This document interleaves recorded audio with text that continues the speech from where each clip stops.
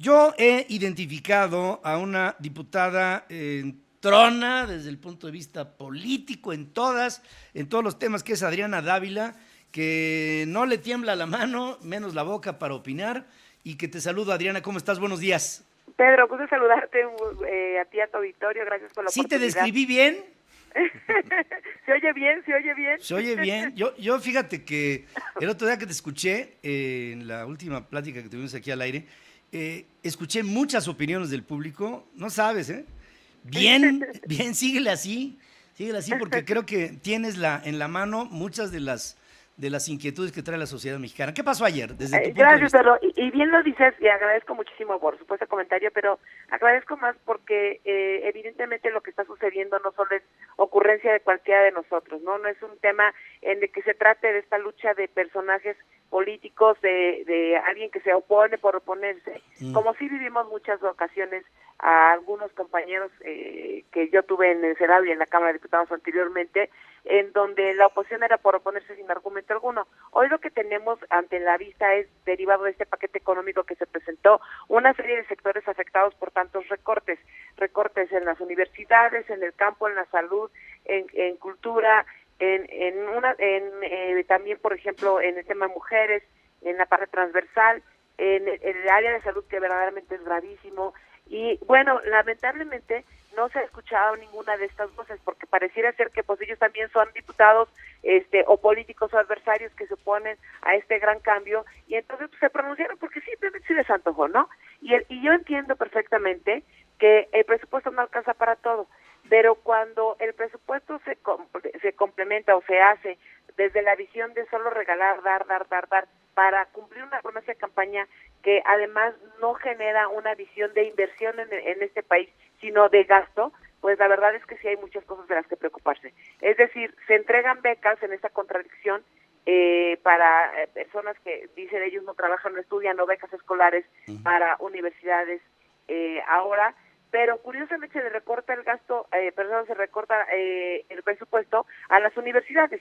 Para mí es increíble ver ese tipo de asuntos. O en el caso de salud, se elimina un seguro popular que además tiene un fondo pues para enfermedades concretas como el cáncer, y lo que vamos a ver es que más adelante pues Andrés Manuel López Obrador, como presidente de México, no va a tener de dónde agarrar lo que le va a quitar, por ejemplo, a Líbaras Fronteras, que dijo ya lo quitará por decreto. Bueno, pues entonces que nos diga de dónde va a salir aquí en esta ley de ingresos que ayer aprobó la mayoría de Morena. Yo no entiendo esas contradicciones y tampoco logro entender cómo no puede haber una discusión civilizada con los diputados de Morena. Yo lo que les diría con mucho respeto es, entiendo que muchos de ellos no tenían idea de cómo llegar y que llegaron bajo este arrastre de Andrés Manuel López Obrador, pero eso no significa que no mínimo se pongan a estudiar algunas cuestiones que ellos mismos plantearon.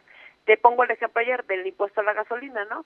Ahora resulta ser que nos culpan a nosotros de que pues este país está como está. Una de sus banderas mayores fue que baje la gasolina, y ayer que se les plantea que baje la gasolina, pues simplemente dice, no, no se le puede hacer, no es el mecanismo que usaría el presidente Andrés Manuel López Obrador. Pues ¿cuál otro mecanismo hay para que bajen las gasolinas, no? Bajándose los 20,000 pesos que ayer presumía el presidente que le había quitado su sueldo.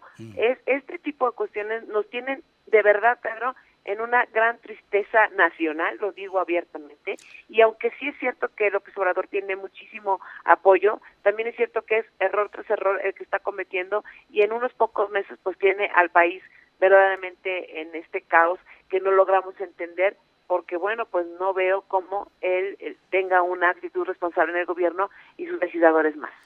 Fíjate, Adriana, que anoche me llegó un reporte de Morgan Stanley, que es una organización financiera de los Estados Unidos que está constantemente observando. No es calificadora, pero es una de las instancias de inversión más importantes que hay en la relación México-Estados Unidos. Y proponen que el papel mexicano se califique como underweight, es decir, por abajo del peso, que podrían tener bajo varias perspectivas, y la más preocupante desde mi punto de vista es un tercer punto que dicen: estamos viendo serios signos de que en el gobierno mexicano hay la tentación de llevar a cabo políticas intervencionistas. Quiere decir que se va a estar viendo que el gobierno mexicano va a manejar su política de gobierno en base a ocurrencias que se les van a ir dando en el camino y no a una planeación que resulte seria, responsable y sobre todo consistente con lo acordado. Y creo que esa es la parte, digamos, de voluble, o sea, que a veces tiene brincos, a veces tiene valles, que creo que puede desacreditarnos mucho en los mercados internacionales del dinero. Sí, porque además esta visión de querer regalar todo, Pedro, pues que obviamente electoralmente es muy redituable, a la larga va a tener al país con un mayor número de pobres, ¿no? Claro. Porque pareciera ser que lo que quieren es desaparecer aquellos contribuyentes que están fijos, ¿no? Y ya no le está afectando a esta lucha que ellos han querido manejar de ricos y pobres, ¿no? Estos grandes ricos y estos y los pobres, entonces pobres de los pobres y malditos sean los ricos, ¿no? Sí. Ya están atacando esta base que siempre es cautiva, que paga impuestos, y entonces ya hay un gasto mayor. Es como si te dieras en gasto 1,000 pesos y te quieres gastar 3,000, ¿no? Y después, ¿a quién se lo van a quitar?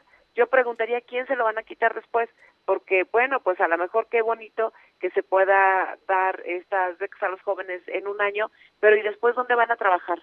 ¿No? Porque ya no va a haber empresas que puedan sostener, o pequeñas empresas que puedan sostener todo este gasto. Por ejemplo, eliminan el Fondo de Promoción Turística y resulta ser que aparentemente aumentan el gasto ahora en la parte presupuestal, el gasto a turismo, pero todo lo meten en el Tren Maya, que por cierto no tiene estudios de impacto ambiental. Están aumentando terriblemente los riesgos ambientales en una zona que es turística justamente por eso, y que podría ayudarnos muchísimo al desarrollo del sur, eso nadie lo niega, pero bueno, mínimo que pues ya que le pidieron permiso a la Madre Tierra, yo creo que la respuesta de la Madre Tierra será, pues sí, mijito, pues haz nada más los estudios de impacto ambiental para que te dé el permiso, ¿no? Oye. O sea, es de verdad, a veces de verdad termina siendo incomprensible, yo no logro entenderlo, ¿no? Y luego, además, todavía justifican errores como, por ejemplo, el tema del presupuesto de la universidad. No, fue un error de redacción. Bueno, pues ya se les ha pasado quién sabe cuántos errores de redacción. Oye, pero ¿viste cómo lo corrigió el presidente? Dijo, hay un error de 4 o 5 mil millones de pesos. O sea, 4 o 5 mil millones de pesos. Hay una diferencia de 1,000 millones entre la primera y la segunda cifra. Pero yo creo que después de 2 ceros ya no le entienden, ¿verdad? Yo creo que ya no le entienden ni siquiera lo que redactan, y debo decirte que por eso yo decía con mis compañeros con muchísimo respeto de la Cámara de Diputados, por favor lean por lo menos, contrátense un buen asesor. Hay gente muy inteligente que yo conozco de la izquierda que seguramente puede ayudarles, pero lo que yo veo en Morena es que no es de izquierda, pero es una bancada sumisa y racional que no está midiendo las consecuencias de lo que puede darse. Y así tenemos casos pues también en otras cosas. Ya quieren aprobar en estos días también una Guardia Nacional con errores verdaderamente que sí, yo diría, pues ya teniendo el dinero, perdóname la expresión del garrote, pues ya mueran los adversarios políticos, muera la oposición, muera todo aquello que no les gusta. Pues yo creo que por eso quieren en este proceso, yo diría la palabra mágica de Andrés Manuel López Obrador como presidente de México en esta época es desaparece, ¿no? Yo le llamaría ya el mago Andrés Manuel López Obrador, todo aquello que no le gusta que lo desaparezca, y entre ellos pues a los adversarios. Sí, ya, mira. Ya bastante tuvimos con Peña Nieto. Oye, ahí te dejo para que se entretengan un ratito este compromiso que hay y que anuncia Marcelo Ebrard de una inversión de 35,500 millones de dólares para el sureste mexicano para los próximos 5 años. Me parece extraordinario que haya una inversión masiva de esta naturaleza. Lo que no sé es de dónde va a salir, porque parte me queda claro que va a salir del Capitolio. Pero la otra, que es el compromiso del lado mexicano, esa parte tiene que salir del presupuesto, uno que ya, por cierto, está prácticamente preetiquetado, si no todo, una gran mayoría, y deja pocos márgenes de maniobra.